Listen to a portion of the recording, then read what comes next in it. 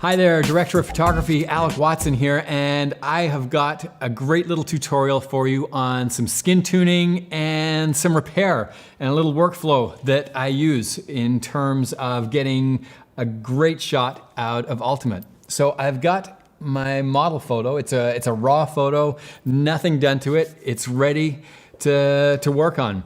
The exposure is pretty solid. I've taken down the highlights a little bit with highlight enhancement, but I can start to see that I've got some texture in the skin, and on closer inspection, when we go in there, it's just like, oh, that's not texture in the skin. Those are actually little hairs. And where do they come from? Well, often on set, if the bangs aren't completely right, they usually put a shield up in front of the model and just go in and clip stuff. They take the shield away and some little stray hairs stuck and have now landed on the model. And if I go in and do any skin softening, those are gonna get blurred on the skin too. We don't want any of that, so let's fix some stuff up. We're gonna go into our repair tab, and under heel, we're going to take the brush, and we can actually size our brush with our mouse. If you've got a mouse with a scroller on it, it will size, which is really handy. We right click an area that looks like the right type of skin type. There we go, and bam, we can start quickly taking out some of these little stray hairs.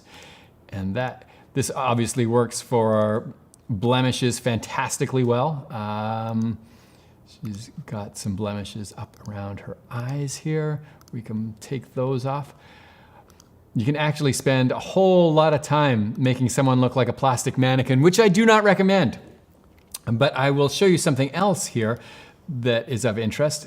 Now, in this one, we had a lot of hair blowing, and as you can see, I have got, if I pull back, there's a couple of hairs that absolutely show up across her face, and that's kind of problematic. I will show you a quick fix for that here.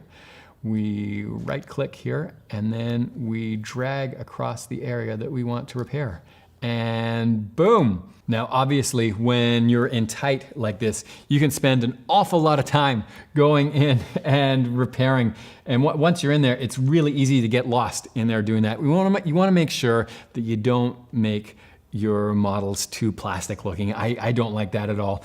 And I could spend a whole lot of time repairing this. We're not going to. I want to show you how I would add a little bit of skin softening to this image. So in our tabs, we go back up to detail.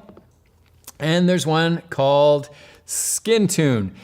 What this will do is add a very subtle smoothing, and we have a little bit of what's called glow, and it basically takes your skin color, it softens it and brightens it a little. And so if we roll that on and off, it's very subtle, but it takes the skin, and without making it look like really blurry or plasticky, it softens it all down.